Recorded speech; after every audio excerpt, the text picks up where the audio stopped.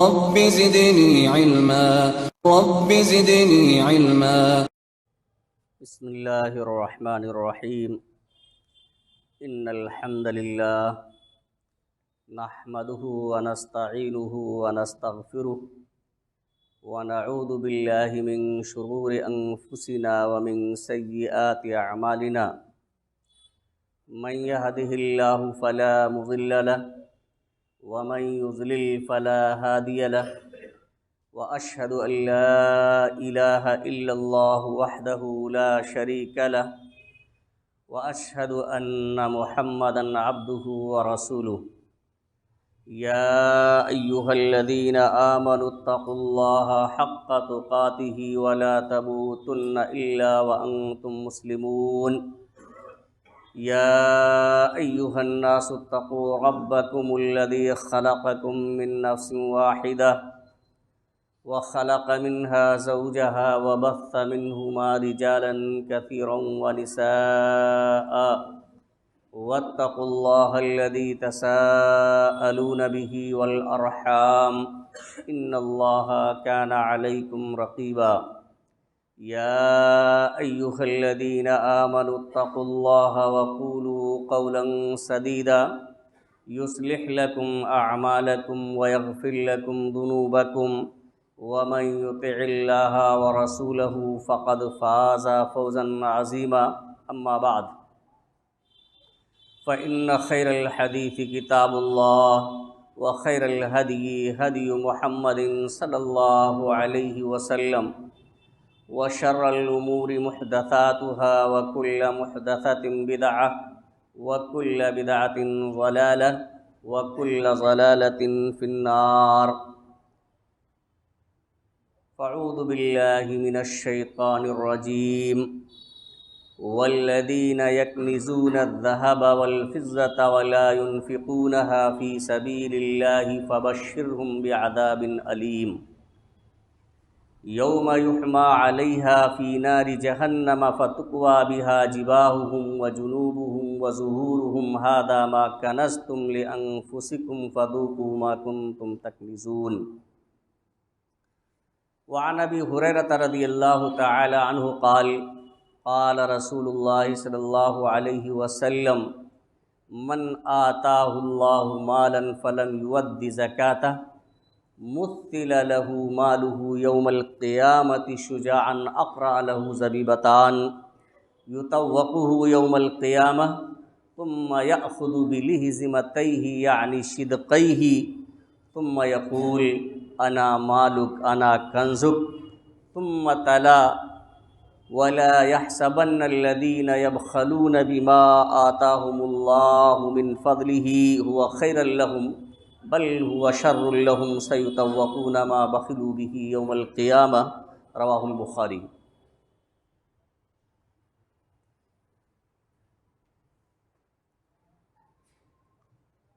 معزز سامعین کرام، حاضرین جمعہ، قوم کے نوجوان ساتھیوں، عزیز بچوں اور پردہ نشین میری ماں اور بہنوں،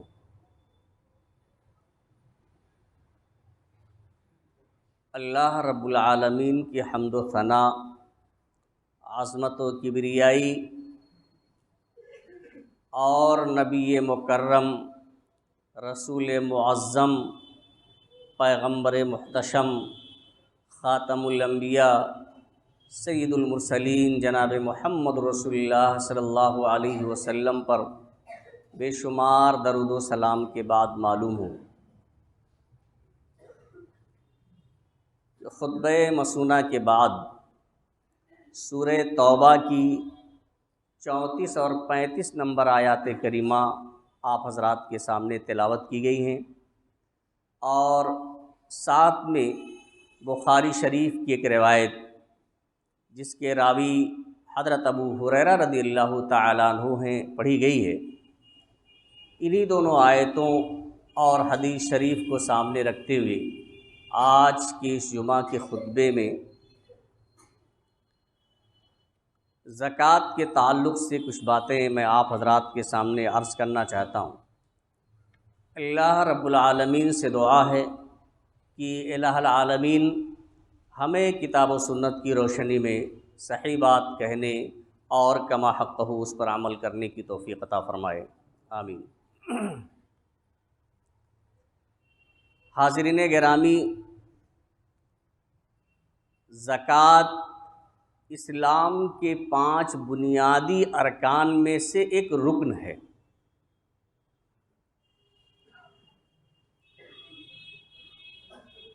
اس کا ادا کرنا فرض ہے۔ عام طور سے لوگ اسی مہینے کا انتخاب کرتے ہیں اور اسی مبارک مہینے میں سال بھر آمدنی کا حساب کر کے زکوٰۃ نکالتے ہیں۔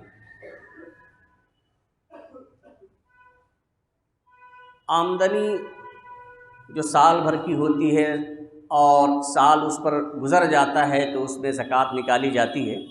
لیکن اس کے علاوہ جو پیداوار ہے اس میں زکوٰۃ نکالنے کے لیے سال گزرنا ضروری نہیں ہوتا ہے،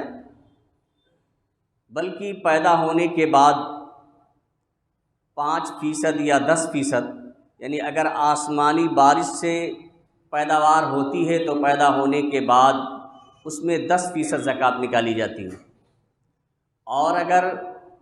سچائی سے آدمی پیدا کرتا ہے تو پیدا ہونے کے فوراً بعد 5% اس میں زکوٰۃ نکالی جاتی ہے۔ لیکن سونے اور چاندی اور روپے، ان میں جو زکوٰۃ ہے وہ صرف 2.5% ہے۔ نصاب کے متعلق آپ حضرات اس سے بخوبی واقف ہیں۔ آج کی جمعہ کے خطبے میں صرف زکوٰۃ نہ دینے کا انجام کیا ہوتا ہے، آخرت میں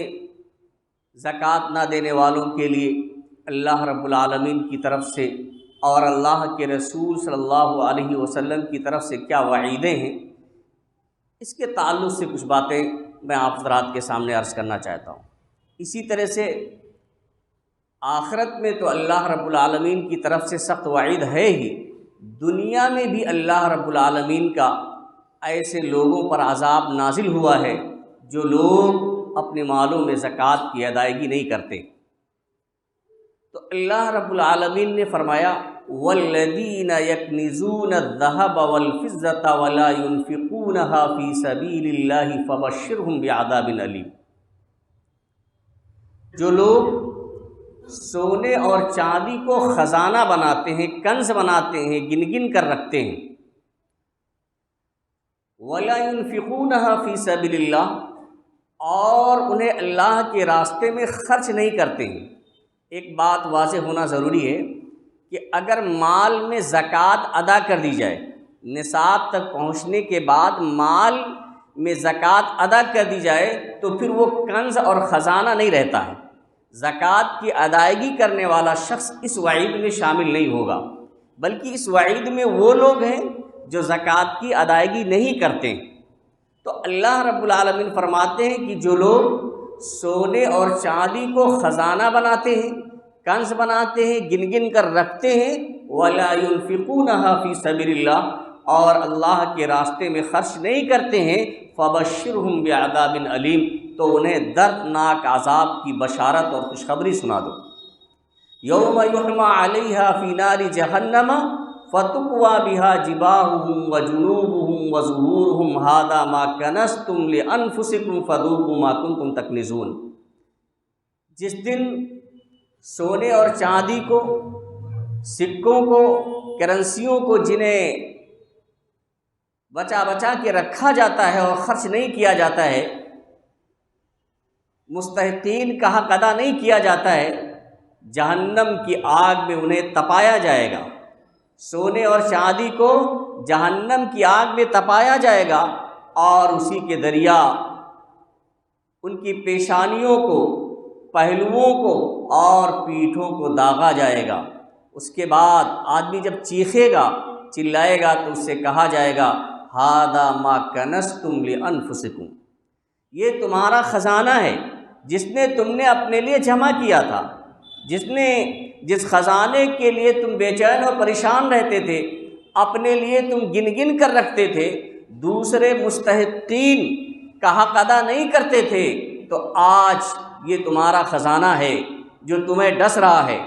اسی طرح اللہ کے رسول صلی اللہ علیہ وسلم نے فرمایا، جس کے راوی حضرت ابو ہریرہ رضی اللہ تعالیٰ عنہ ہیں، کہ من آتاہ اللہ مالا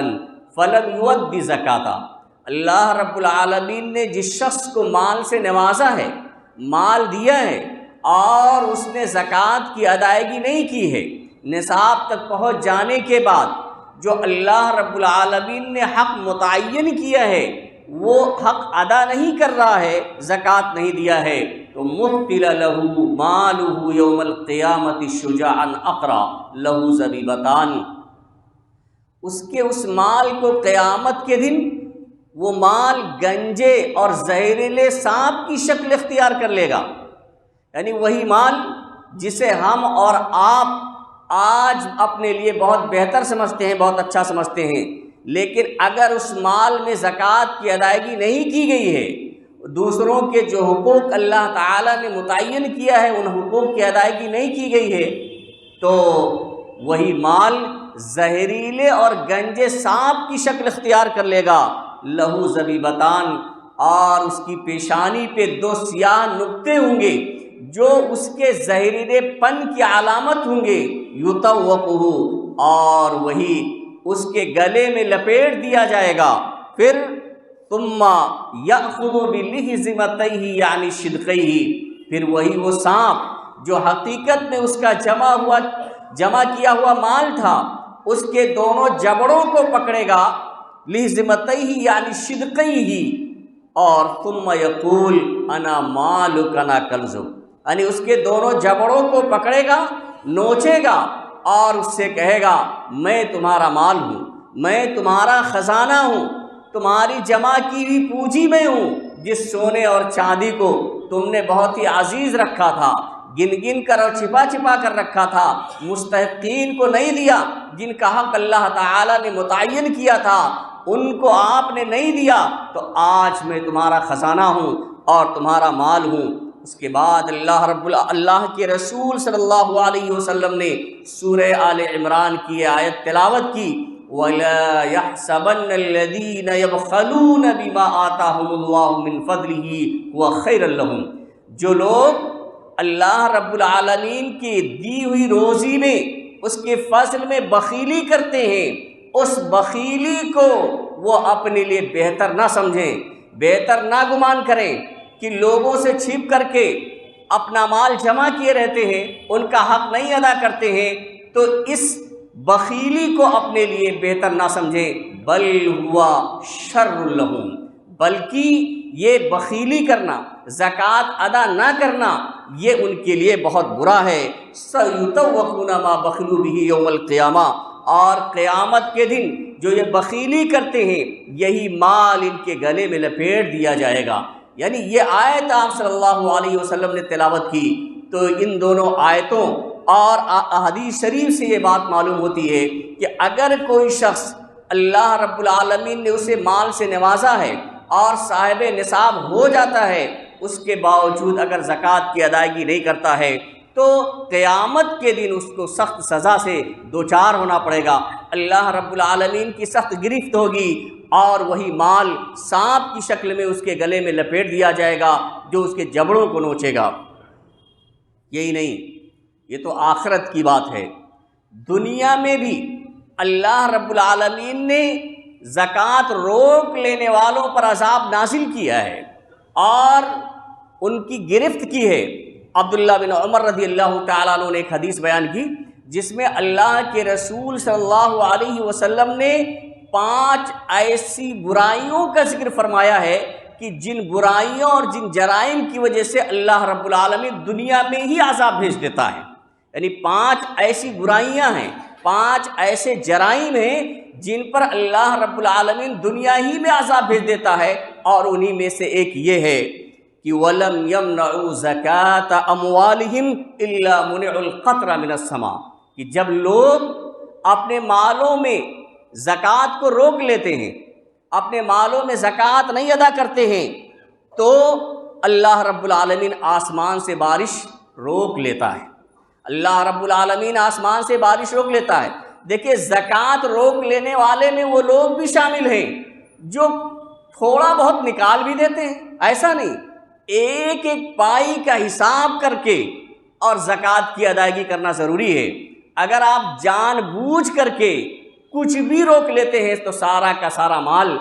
ناجائز اور حرام شمار کیا جائے گا، اور ان وعیدوں میں وہ شخص بھی شامل ہوگا کہ وَلَمْ يَمْنَعُوا زَكَاةَ أَمْوَالِهِمْ إِلَّا مُنِعُوا الْقَطْرَ مِنَ السَّمَاءِ، کہ جب لوگ اپنے مالوں میں زکوٰۃ کو نہیں دیں گے، اسے روک لیں گے تو آسمان سے بارش روک لی جائے گی۔ لیکن کبھی کبھی بارش نازل بھی ہوتی ہے، تو یہ نہ سمجھیں کہ یہ ہماری وجہ سے اللہ رب العالمین نے نازل کر دیا ہے، ہم زکوٰۃ کی ادائیگی اگرچہ بھی نہیں کر رہے ہیں۔ آگے اللہ کے رسول صلی اللہ علیہ وسلم نے فرمایا لولا البہائم لم یمطروا، اگر یہ چوپائے نہ ہوتے، اگر یہ جانور نہ ہوتے تو اللہ رب العالمین ان پر بارش نازل نہیں فرماتا۔ یعنی اور دوسری بھی مخلوقات ہیں جن کی کوئی غلطی نہیں ہے، انہیں بھی پانی کی ضرورت ہے، آسمانی بارش کی ضرورت ہے، اس وجہ سے اللہ رب العالمین بارش نازل فرما دیتا ہے، ورنہ زکوٰۃ روک لینے کی وجہ سے، زکوٰۃ کی ادائیگی نہ کرنے کی وجہ سے اللہ رب العالمین لوگوں پر بارش نازل نہ فرماتا۔ یہی نہیں، سورہ نون والقلم کا مطالعہ کریں کہ کیسے اللہ رب العالمین دنیا میں جب تک بندہ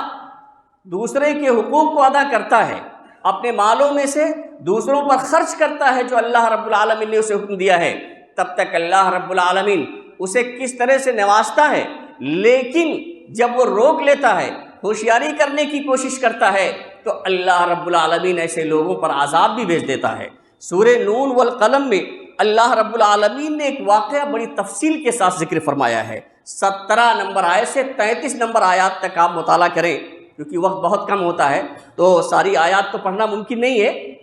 تو اس میں بڑی تفصیل سے ذکر فرمایا ہے۔ یمن کا واقعہ ذکر کیا اللہ رب العالمین نے کہ انا بلوناہم کما بلونا اصحاب الجنہ۔ یمن کے قریب 2 فرسخ کے فاصلے پر ایک گاؤں تھا جہاں پر ایک شخص رہتا تھا اور اپنے باغ کی پیداوار سے کچھ حصہ غریبوں کو دے دیتا تھا، کچھ حصہ اس باغ میں پھر لگا دیتا تھا کھیتی میں، اور اس کا کچھ حصہ اپنے بال بچوں پہ خرچ کرتا تھا، وہ اس کا معمول تھا۔ لیکن اس کے انتقال کے بعد جب اس کی اولاد آئی تو ہم لوگوں کی طرح سے زیادہ عقل مند نکلی اور انہوں نے ہوشیاری کی، اور جب غریبوں اور مسکینوں کو دینے کی بات آئی تو انہوں نے کہا کہ ہمارے تو اخراجات بمشکل پورے ہوتے ہیں، ہمارے تو ویسے ہی بہت زیادہ اخراجات ہیں، اس لیے ہم مسکینوں کو کہاں دے سکتے ہیں جیسے ہم اور آپ آج کرتے ہیں کہ زکوٰۃ فرض ہو چکی ہے اور اللہ رب العالمین نے نوازا بھی ہے، لیکن دینے کے لیے بہانے بازی، تو انہوں نے بھی بہانے بازی کی، تو دیکھیے ان کا انجام کیا ہوتا ہے۔ اللہ رب العالمین نے فرمایا انا بلوناہم کما بلونا اصحاب الجنہ، کہ ہم نے مکہ والوں کو ایسے ہی آزمایا ہے جیسے باغ والوں کو آزمایا تھا، اذ اقسموا لیصرمنھا مصبحین، جبکہ وہ قسمیں کھا رہے تھے، اس شخص کی جو اولاد تھی وہ قسمیں کھا رہی تھی کہ ہم صبح سویرے اپنے باغ کا پھل اتار لیں گے، ولا یستثنون، اور انشاءاللہ نہیں کہتے تھے۔ فطاف علیہا طائف من ربک وہم نائمون، یہ انہوں نے پلاننگ کی کہ اگر دن میں کاٹیں گے، دن میں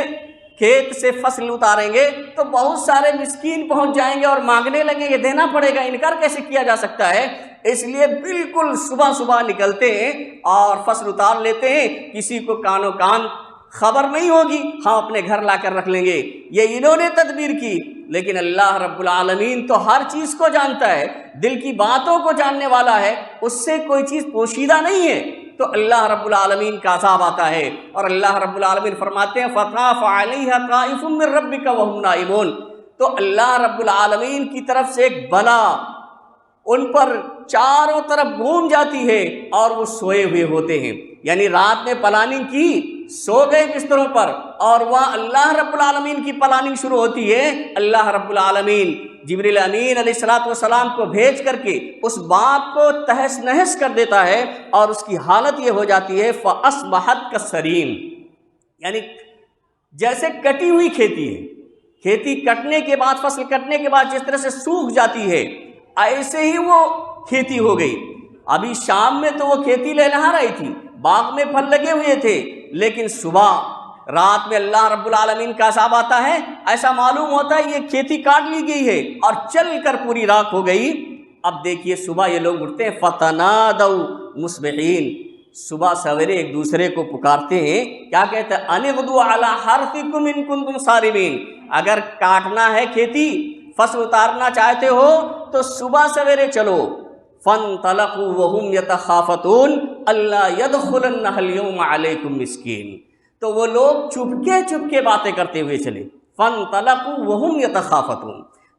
چپکے باتیں کرتے ہوئے چلے۔ کیوں چپکے باتیں کر رہے تھے؟ اللہ يدخلنها اليوم علیکم مسکین، کہ آج تمہارے پاس کوئی مسکین نہ آنے پڑے۔ بھئی اگر تیز بولو گے تو سنائی پڑ جائے گی، محلے والے جو غریب ہیں وہ پہنچ جائیں گے، اس لیے چپکے باتیں کرتے ہوئے وہ لوگ چلے تاکہ کوئی مسکین آنے نہ پڑے۔ وغدوا علی حرد قادرین، اور لپکے ہوئے بڑی تیزی کے ساتھ قدم بڑھاتے ہوئے وہ نکلے، اور یہ سمجھ رہے تھے کہ آج تو ہم قابو پا گئے ہیں، یعنی مسکینوں پر قابو پا گئے ہیں، اب کوئی آنے والا نہیں ہے، اب تو ہم اپنی فصل اتار کر اپنے گھر میں لا کے رکھ لیں گے۔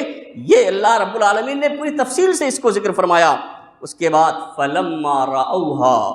قَالُوا إِنَّا لَضَالُّونَ، لیکن معاملہ کیا تھا؟ یہاں تو اللہ تعالیٰ نے کھیتی ہی تہس نہس کر دی تھی، پورا باغ ہی برباد ہو گیا تھا۔ جب وہاں پہنچتے ہیں تو کہتے ہیں کہ راستہ بھول گئے۔ ظاہر سی بات ہے، بھئی شام میں ابھی فصل لہلہا رہی ہے اور دل باغ ہو جاتا ہے دیکھ کر کے، اور صبح پہنچتے ہیں تو بالکل جل کر راکھ ہے، تہس نہس ہے، تو یقین نہیں ہو پاتا ہے۔ کہتے انا لضالون، راستہ بھول گئے ہیں، لیکن حقیقت میں کیا تھا؟ بل نحن محرومون، لیکن جب غور کرتے ہیں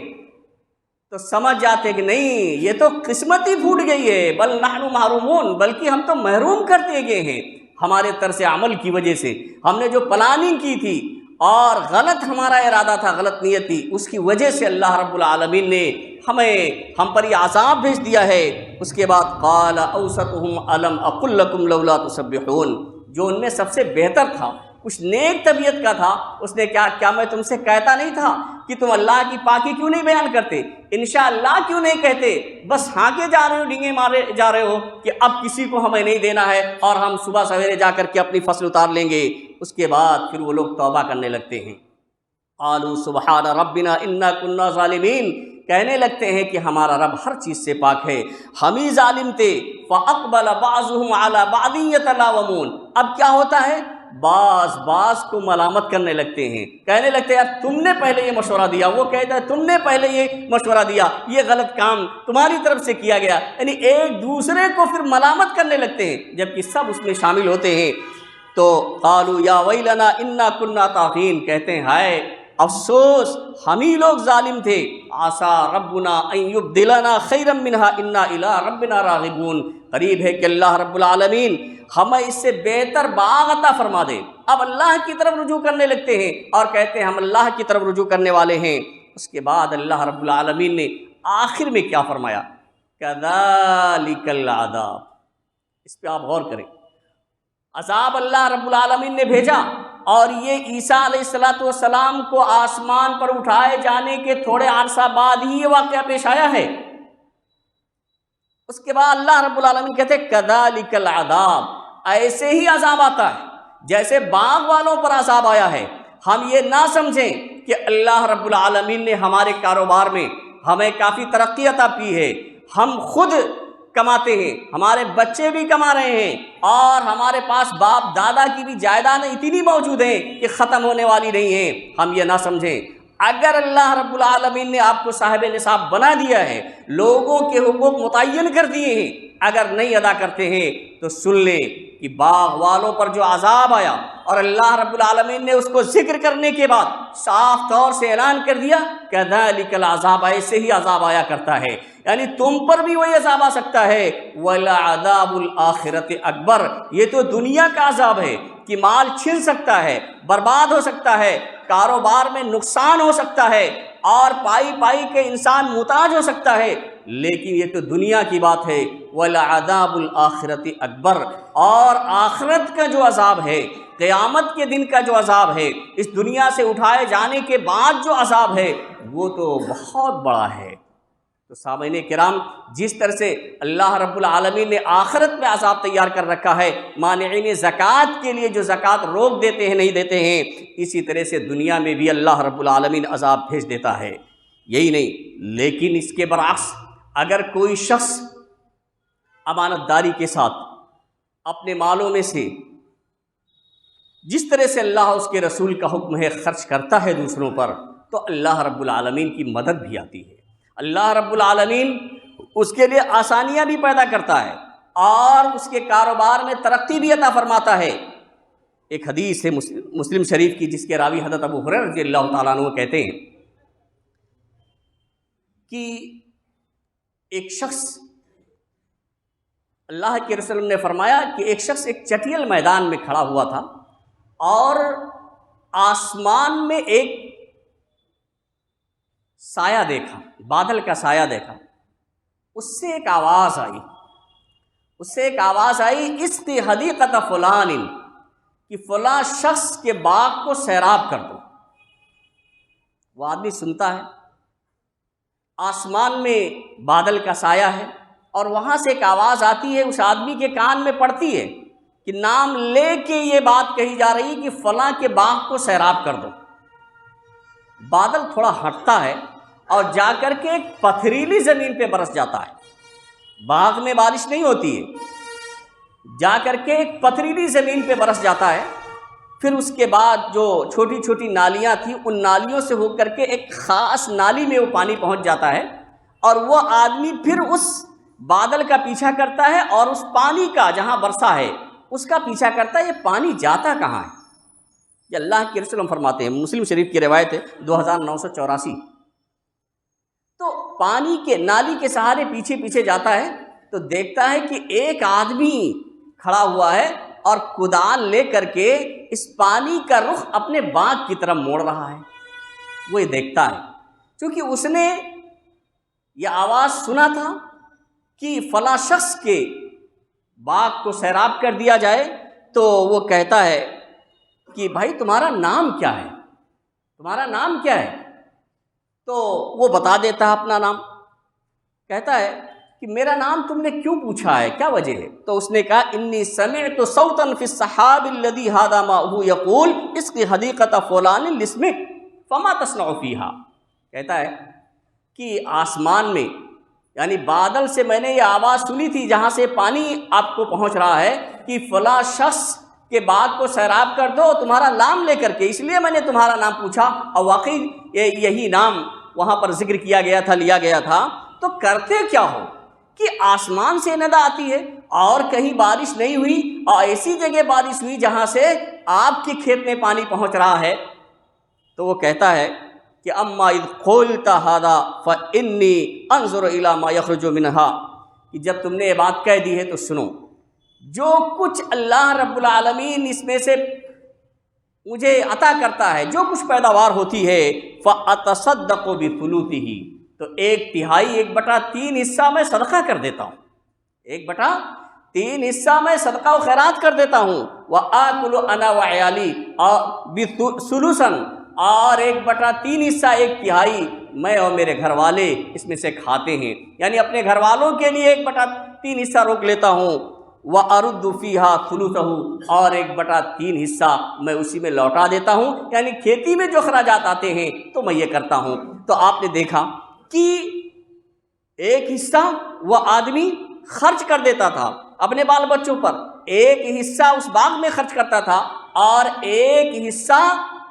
غریبوں کو تقسیم کر دیتا تھا۔ تو اللہ رب العالمین نے خاص طور سے اسی کے باغ کے لیے بارش نازل فرمائی۔ یہ 33% سے زیادہ ہو جاتا ہے خرچ کرنا، لیکن ہم پر بہت زیادہ اللہ رب العالمین نے بوجھ ہی نہیں ڈالا ہے، یعنی صرف 2.5%، اور پیداوار ہے تو اس میں 5% اور 10%، پھر بھی